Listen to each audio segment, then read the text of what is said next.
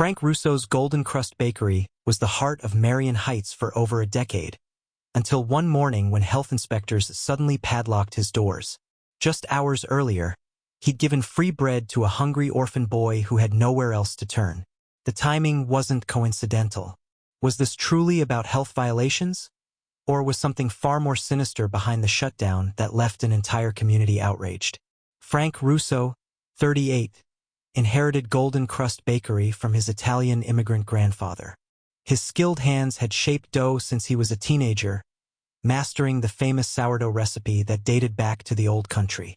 The rich aroma of fresh-baked bread filled the quaint storefront each morning as neighbors lined up before dawn, exchanging stories while waiting for their daily loaves.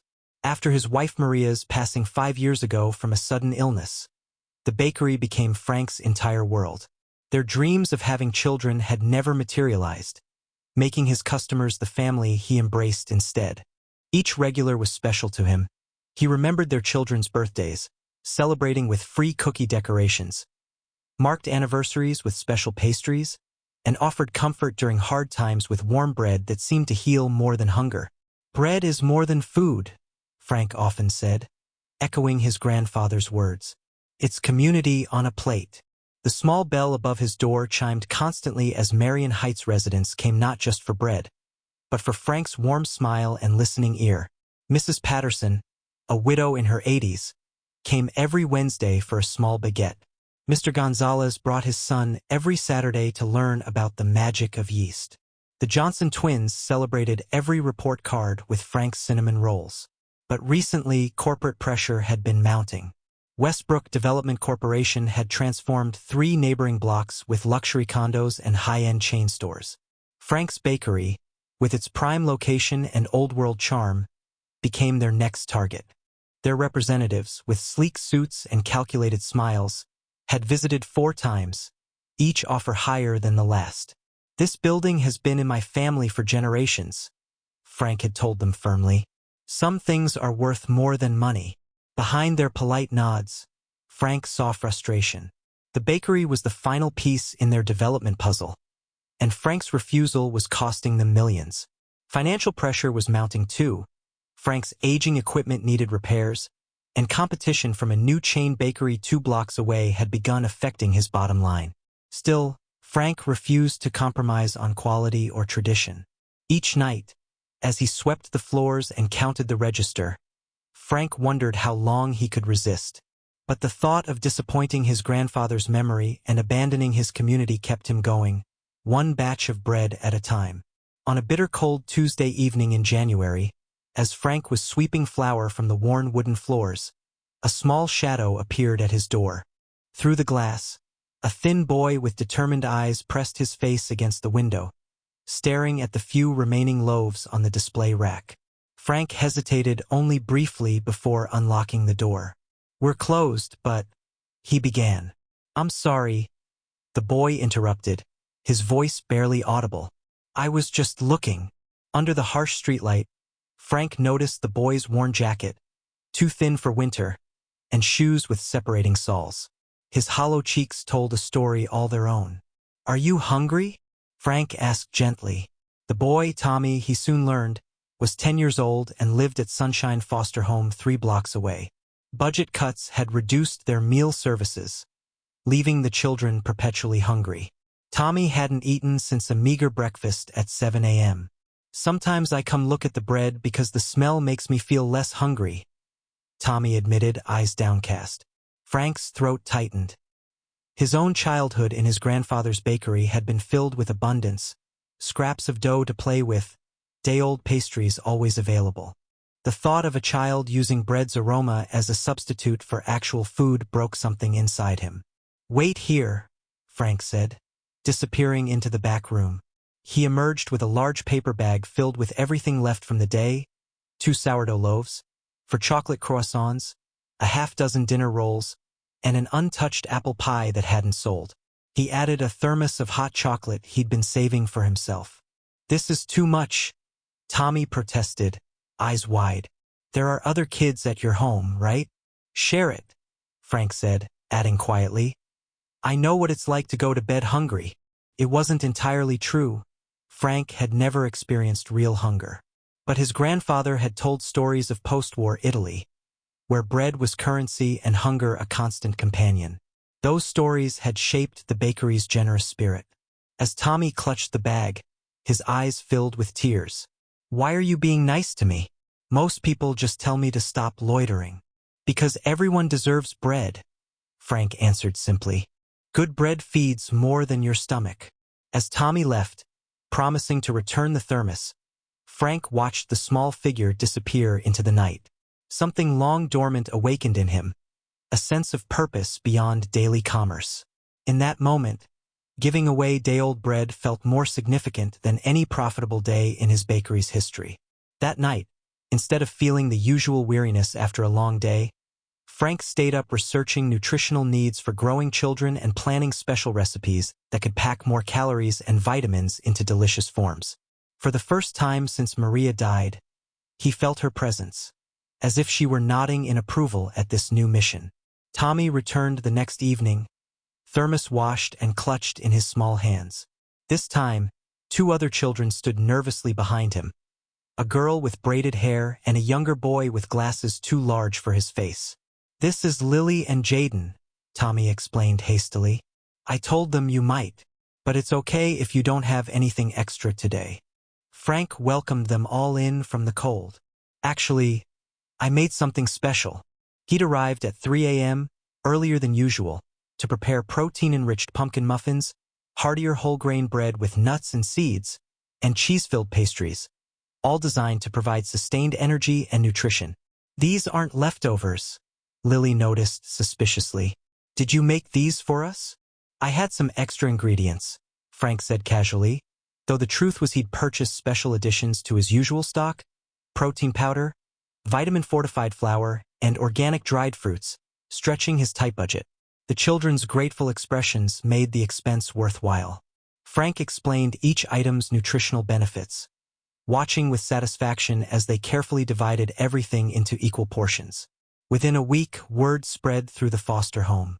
Each evening at closing time, a small group of children would appear. Frank began preparing a special closing time batch just for them. His regular customers noticed his new visitors and the additional hours he was working. Mrs. Patterson asked him about it one Wednesday morning. After hearing about the foster home situation, she placed her usual baguette order, then added, "And I'd like to prepay for 5 loaves for those children." The idea caught on. Customers began contributing to what they called kindness loaves, prepaid bread and pastries for the foster children. A jar by the register labeled "Bread Forward," filled with cash and change daily. Local teachers began stopping by, concerned about students coming to school hungry. A small article in the Marion Heights Gazette highlighted Frank's informal food program, bringing new customers curious to support a business with a conscience. Frank's exhaustion from the longer hours was offset by a renewed sense of purpose. He taught interested children basic baking skills during quiet moments, showing them how to knead dough properly or measure ingredients. Tommy, especially, showed natural talent, arriving early to help prepare the day's special items. "You've got baker's hands," Frank told him one evening, noticing how quickly the boy had mastered the feel of properly proofed dough. "Really?" Tommy asked, flour dusting his cheeks. "I've never been good at anything before." What began as a simple act of kindness had transformed into a community initiative. The bakery became more than a business. It was a beacon of hope in a neighborhood increasingly dominated by corporate interests. While other small shops around Frank closed one by one, unable to resist Westbrook's pressure, Golden Crust Bakery thrived, protected by a community that now saw it as essential. Frank started a small notebook documenting each child's preferences and allergies. He learned their stories: Lily's talent for drawing, Jaden's dream of becoming a scientist, Tommy's photographic memory. For the first time since losing Maria, Frank felt the joy of making a difference in children's lives, the purpose they dreamed of when discussing the family they never had. Frank's jubilation was short-lived. On a Thursday evening, as several children gathered for their end-of-day bread, a sleek black Mercedes with tinted windows parked across the street.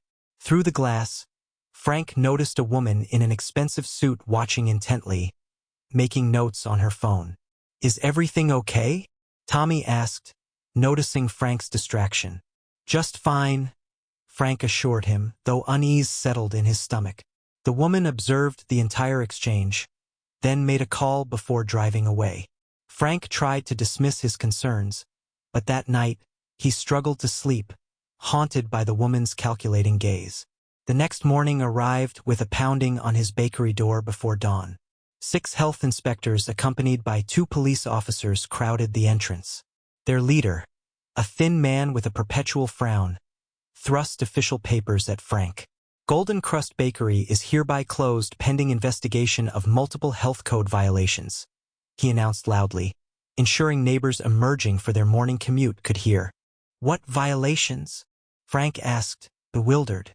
"I've maintained this bakery impeccably for years. We just passed inspection 3 months ago with a perfect score. Distributing food to minors without proper authorization and supervision," the inspector replied coldly. "Operating an unlicensed food charity. Potential cross-contamination risks." The list continues. They slapped an official closed notice on the door and strung yellow police tape across the entrance.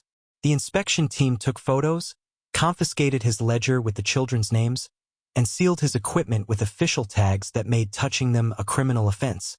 As the officials departed, Frank stood alone in front of his beloved bakery, arms crossed tightly across his chest, his chef's hat still on his head. His shoulders slumped in defeat. He stared at the ground, utterly desolated as early customers began to gather, bewildered by the scene. For nearly an hour, he remained frozen in that position, unable to process how feeding hungry children could lead to this. "This isn't about health codes," whispered Mrs. Patterson, who had arrived for her usual baguette only to find the closure scene. "This is about something else entirely." Frank nodded silently, the realization dawning. The timing was too convenient, just as his community initiative had begun receiving positive attention, just as Westbrook's latest offer had been firmly rejected. This wasn't coincidence. It was retaliation. "What will the children eat tonight?" he asked quietly, his own problems momentarily forgotten. The question hung in the air, unanswered, as more neighbors gathered around the shuttered bakery, murmuring in confusion and growing anger. News of Golden Crust's closure spread through Marion Heights with stunning speed. By noon, Frank's phone hadn't stopped ringing, longtime customers offering support, local attorneys volunteering services, even competing bakers offering temporary kitchen space. A social media post about the shutdown went viral locally, with the hashtag #LetFrankBake trending in their county. By afternoon, a crowd had gathered outside the sealed bakery, many holding handmade signs. "Feeding children is not a crime, and Golden Crust feeds our souls." Local reporter Sofia Mendez arrived with a camera crew, interviewing devastated customers. "I've bought bread here every day for 12 years, said one elderly man, voice breaking. "Frank remembered my wife's favorite role even after she passed. This isn't just a bakery, it's part of who we are." The most powerful moment came when Tommy arrived with 5 other children from Sunshine Foster Home. Their thin faces and earnest voices captured the city's heart as they described what Frank's bread had meant to them. "Sometimes it was all we ate all day," Lily explained quietly. "The foster home keeps cutting our food budget."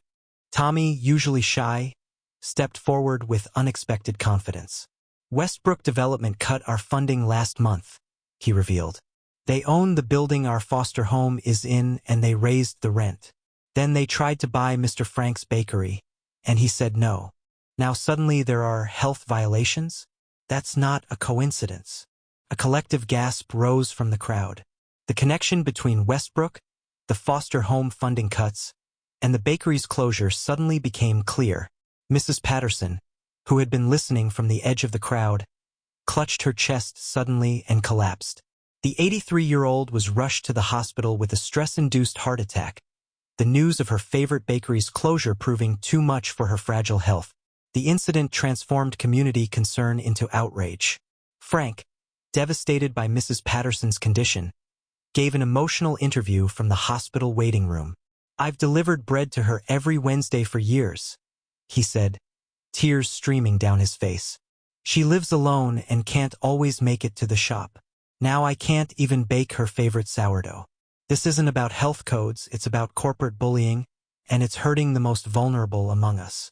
By evening, protesters surrounded Westbrook Development's local office, demanding answers. The company issued a terse statement denying any connection to the bakery closure, calling it standard regulatory enforcement unrelated to our business interests. No one in Marion Heights believed them. City Council member Eleanor Jenkins, whose father had been one of Frank's grandfather's first customers, watched the unfolding events with growing suspicion. A former prosecutor with a reputation for integrity, Eleanor had long questioned Westbrook's rapid expansion through Marion Heights and their cozy relationship with certain city officials. "This doesn't pass the smell test," she told her assistant, pulling up city records. "Get me every health code violation issued in the past year, and find out who's signing these inspection orders." What she discovered disturbed her deeply. 12 small businesses had been cited for serious violations in the past 8 months, all within weeks of refusing Westbrook's purchase offers. 9 had subsequently closed or sold to the developer. Eleanor initiated an unofficial investigation, quietly interviewing former business owners. A pattern emerged: sudden inspections, obscure violations, impossible compliance timelines. But proving orchestration required more than patterns. Her breakthrough came unexpectedly. The jewelry store next to Golden Crust had installed security cameras after a recent burglary.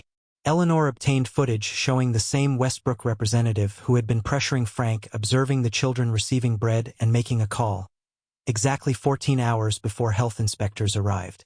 More damning still, bank records obtained through a friendly judge's subpoena revealed that Health Department Director William Hargrove had received a $50,000 consulting fee from a Westbrook subsidiary 3 days before Frank's shutdown. "They didn't even try to hide it well," Eleanor muttered, reviewing the evidence with her small team. "They've gotten so comfortable with corruption they've become careless." While Eleanor built her case, Frank fought his own battle. Though barred from commercial baking, he converted his home kitchen to produce what he legally could. Each night, he delivered homemade bread to the foster home, risking fines and possible arrest. Tommy met him at the back door the first night, eyes wide with concern. "You could get in more trouble, Mr. Frank." "Some rules are meant to be followed," Frank replied, handing over still warm loaves. "And some aren't, especially when children are hungry." Frank's small acts of rebellion gained silent support. Neighbors accidentally left flour, yeast, and butter on his porch. Local farmers diverted eggs and milk to his home. Even a health inspector's wife secretly delivered sugar and salt, whispering, "My husband hated closing you down. He was following orders." The investigation reached a critical point when Eleanor discovered photographs on social media showing Health Department Director Hargrove vacationing on a yacht owned by Westbrook's CEO just one weekend before the bakery closure. The timestamp and GPS data embedded in the photos provided irrefutable evidence of their personal relationship, far beyond professional connections. Meanwhile, Frank's makeshift home baking operation was discovered by a sympathetic beat cop who, instead of reporting him, whispered, "There's going to be a town hall meeting tomorrow. Bring those kids. People need to see who's really affected here." The Marion Heights Community Center overflowed with residents. What began as a routine town hall meeting transformed into a public tribunal when Eleanor Jenkins took the microphone, her evidence meticulously organized in a presentation projected on the wall. "Ladies and gentlemen," she began calmly, "what I'm about to share isn't just about one bakery. It's about the systematic corruption eroding the foundation of our community." Slide by slide, Eleanor presented her findings: the pattern of businesses cited after refusing Westbrook offers, the timing of inspections, the suspicious financial transactions. The crowd's murmurs grew with each revelation. "But perhaps the most telling evidence," Eleanor continued, clicking to a new slide, "is this." Gasps erupted as photos appeared showing Health Department Director Hargrove lounging on a luxury yacht with Westbrook's CEO, champagne glasses raised in toast. The timestamp: 5 days before Golden Crust's closure. Director Hargrove reported no conflicts of interest on his disclosure forms. Eleanor noted. Yet he received a $50,000 payment labeled as consulting 3 days before ordering the inspection of Mr. Russo's bakery. Hargrove, sitting in the front row, stood abruptly. This is preposterous. These inspections followed standard protocols based on anonymous complaints. Like this complaint, Eleanor interrupted, displaying the form with metadata showing it originated from a Westbrook corporate IP address. Filed 20 minutes after their final offer was rejected. The room erupted. Mayor Wilson, sensing political disaster, seized the microphone. In light of these serious allegations, I'm ordering an immediate investigation and the temporary suspension of Director Hargrove pending its outcome. Just as the mayor finished speaking, the community center's doors opened. Frank entered, accompanied by Tommy and 5 other children from the foster home. Each child carried a homemade loaf of bread. The symbolism wasn't lost on anyone. These are the children being hurt by this corruption, Frank said quietly, his voice somehow carrying through the chaos. Not just me or my business. Inspector Reynolds, who had posted the closure notice on Frank's door, approached the microphone unexpectedly. His hands trembled as he adjusted his glasses. I need to say something, he began nervously. I was ordered to find violations at Golden Crust. When I reported finding none, the place was immaculate. I was told to look harder or risk my pension. I've been with the department for 22 years. I've never been asked to falsify an inspection before. His confession broke the dam. 2 other inspectors came forward with similar stories of pressure from Director Hargrove regarding businesses Westbrook had targeted. As cameras recorded every moment, Mayor Wilson, facing re-election in 3 months, grasped the political opportunity. With practiced solemnity, he announced the formation of an anti-corruption task force and promised Golden Crust would be re-inspected by independent evaluators within 24 hours. Throughout the dramatic proceedings, Tommy stood beside Frank, occasionally squeezing his hand in support. When asked by a reporter how he felt, Tommy looked directly into the camera. Mr. Frank gave us bread when we were hungry. Now we're standing with him when he needs help. That's what community means. The simple wisdom from a child's perspective captured hearts across the city. By meeting's end, Mayor Wilson had not only promised to reinstate Frank's license but also pledged a full investigation into the foster home's funding cuts. A political masterstroke that positioned him as a champion for the vulnerable while costing Westbrook significant public goodwill. As they left the meeting, Frank knelt to Tommy's level. You know what my grandfather always said, bread always rises, and so do good people. Tommy smiled. We're rising, Mr. Frank. The promised inspection of Golden Crust occurred at 8 a.m. the following day. 3 independent inspectors from a neighboring county, accompanied by local news cameras, conducted a thorough examination. Their conclusion was unanimous. The bakery not only met but exceeded health standards. Based on our findings, there was never any legitimate reason for closure, the lead inspector announced publicly. We recommend immediate reinstatement of all permits with formal apologies from the department. Events moved with extraordinary speed after that. By noon, Mayor Wilson personally delivered new permits to Frank, the photo opportunity too valuable to delegate. Health Director Hargrove was placed on administrative leave pending criminal investigation. The district attorney announced a probe into Westbrook's business practices throughout the county. The Foster Care Board launched an emergency inquiry into conditions at Sunshine Home, with preliminary findings revealing systematic underfunding after Westbrook's management company took control the previous year. Emergency funds were allocated to restore proper meal services. Most significantly for Frank, the City Council unanimously passed a rapid resolution establishing clear guidelines for food donations to minors, officially sanctioning programs like his with simple registration procedures. When Frank unlocked Golden Crust's doors at dawn the following day, he found hundreds of people waiting. Many had camped overnight to show support, forming a line that wrapped around the block. Inside, he discovered his kitchen had been transformed overnight. Community members had snuck in through the back to clean every surface, restock ingredients, and decorate with streamers and signs reading, "Welcome back," and "Our daily bread." Local vendors had donated flour, sugar, eggs, enough supplies for a month of baking. Frank's ancient mixer, which had been struggling for years, had been replaced with a gleaming professional model, a gift from 3 local restaurants. "We can't have Marion Heights without golden crust," explained Chef Ramirez from the nearby Bella Nate restaurant. "Some places are the soul of a community." As cameras rolled for the reopening, Frank cut a ceremonial ribbon across his door. Tommy stood beside him, wearing a small baker's hat Frank had given him. They raised their arms together to cheers from the crowd. A reporter thrust a microphone toward Frank. "After everything that's happened, what have you learned from this experience?" Frank's eyes glistened with emotion. "When you feed a hungry child," he said, his voice breaking, "you feed your own soul. And when you stand for what's right, even when it's difficult, your community stands with you."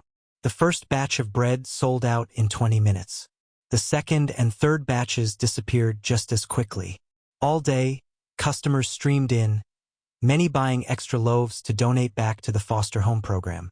Mrs. Patterson, released from the hospital that morning, was wheeled in by her daughter for her Wednesday baguette.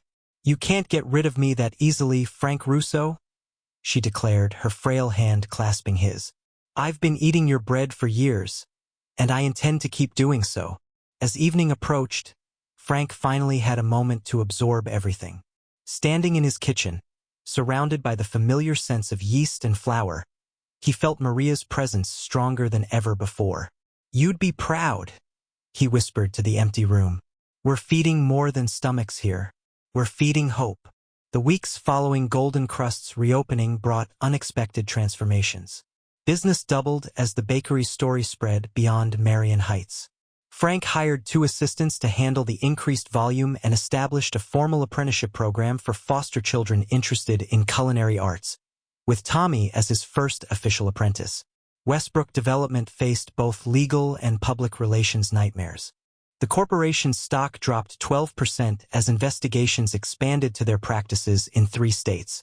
They withdrew their Marion Heights development plans entirely, selling several properties back to original owners at reduced prices.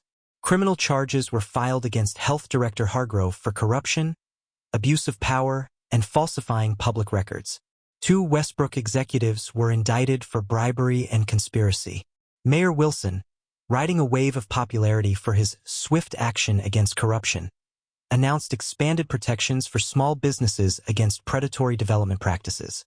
The most meaningful change for Frank came in the faces of the foster children who now visited openly, without fear. Sunshine Home received proper funding, not just for adequate meals, but for facility improvements and educational programs. Tommy proudly reported getting his first A in math after a tutor was provided. On a quiet Sunday afternoon, as Frank taught Tommy the finer points of sourdough cultivation, the boy looked up with newfound confidence. "Mr. Frank, when I grow up, I want to be just like you." "A baker?"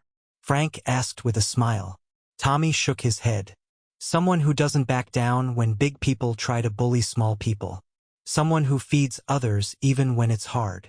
Frank felt his throat tighten with emotion. What had begun as a simple act of kindness had transformed not just his community, but the future these children envisioned for themselves. 6 months later, on a crisp autumn morning, Frank received an unexpected letter bearing a California postmark. His hands trembled as he recognized his brother Michael's handwriting. They hadn't spoken since their bitter argument 3 years ago over selling the bakery after their grandfather's death. "I saw you on the national news," Michael had written. "Standing up against that corporation reminded me of Grandpa. He always said you were the one who truly understood what the bakery meant. I was wrong to suggest selling our legacy. My family and I are moving back to Marion Heights next month. I'd like to make amends, if you'll let me." On the day Michael arrived with his wife and 2 young children, Golden Crust buzzed with nervous energy. Frank had prepared a special welcome bread, their grandfather's holiday loaf that had always brought the family together. As the bell above the door announced Michael's arrival, Frank looked up from the counter where he was working alongside Tommy. The brothers stood frozen for a moment before embracing, years of hurt dissolving in mutual forgiveness. "Michael," Frank said, his voice choked with emotion, This is my brother Michael, and this is Tommy, the boy who saved not just my bakery, but my heart." As afternoon sunlight streamed through the windows, Frank showed Michael and Tommy how to shape their grandfather's special sourdough, his hands guiding theirs through the familiar motions. 3 generations of baking tradition continued in new hands, while customers lined up outside the door of Golden Crust Bakery, now with a new sign that Frank and Tommy had crafted together, "Where every loaf feeds the soul." In feeding a hungry child, Frank had reclaimed not just his purpose, but his family, his community, and his faith in justice. As his grandfather had always promised, bread always rises, and so do good people. #A baker gave free bread to an orphan kid. The next morning, the health department shut down his shop,